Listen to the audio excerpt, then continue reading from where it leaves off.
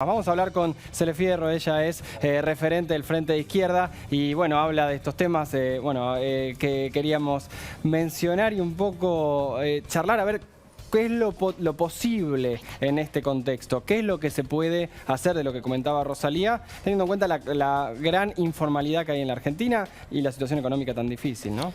Sí, me parece que el día de hoy, como ustedes contaban con estos anuncios que se estaban esperando, de hecho decían el rating que tuvo porque era un día clave, que se combina con una situación en que hay mayores contagios, vos lo decías al principio del programa, y se combina con una apertura en partes, escalonada.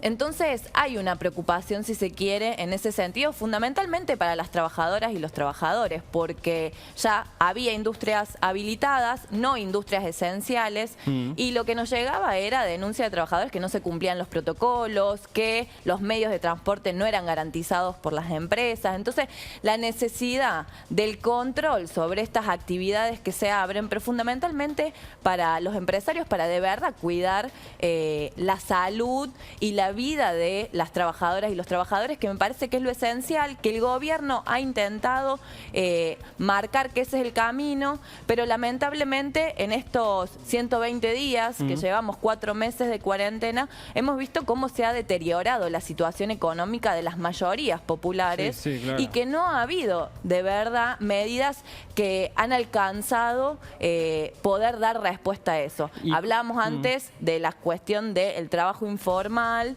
y la realidad es que un trabajador informal con un ingreso de emergencia de 10.000 pesos por mes, que aparte tampoco era por mes, sino cada dos meses, la verdad es que eso no se aguantaba. Entonces es claro que había una necesidad de esta cuarentena, así no se aguanta más, porque una cuarentena con desocupación, con hambre, y donde hoy no la estaba economía garantizado. social, el entramado productivo, ¿aguanta si suponemos, ponele que volvamos atrás una vez más con el tema de la cuarentena y después ya salgamos adelante, ya hablemos de nueva normalidad? Pero lo más importante que planteaban los gobiernos era, bueno, sobrevivir a esta pandemia, sobrevivir, que no haya estallido social. ¿Se aguanta o todavía no está descartado que pueda haber un estallido? Mira, la realidad es, la pregunta sería qué medidas hacen falta para tomar para dar estas garantías a los sectores populares, a los trabajadores. Creo que una cuestión necesaria es justamente garantizar, por ejemplo, un salario de emergencia. Garantizar salario universal, decís, por ejemplo. Un salario universal de emergencia, pero que sea del costo de vida real. Porque decíamos antes, con 10.000 pesos no se puede. Y la pregunta es, bueno, ¿cómo se hace eso? Entonces, sería bueno, por ejemplo, el gobierno tuvo una intención, al menos lo planteó, pero después no se avanzó ya hace bastantes meses, con el impuesto a las grandes fortunas.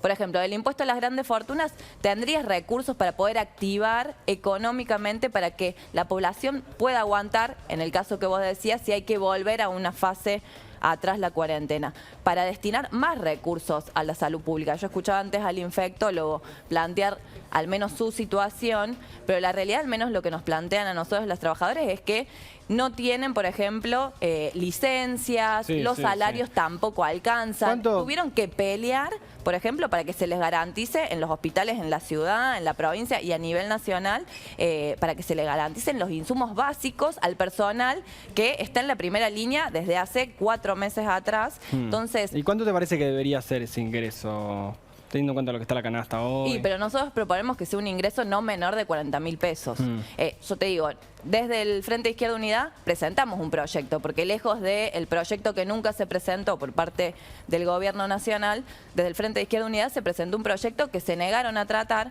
y que ese proyecto, extraordinario por el tiempo de la pandemia, y que nosotros estamos convencidos que debería extenderse, porque la realidad es que estos sectores han ganado durante años y por una buena vez por todas deberían ser quienes paguen esta crisis.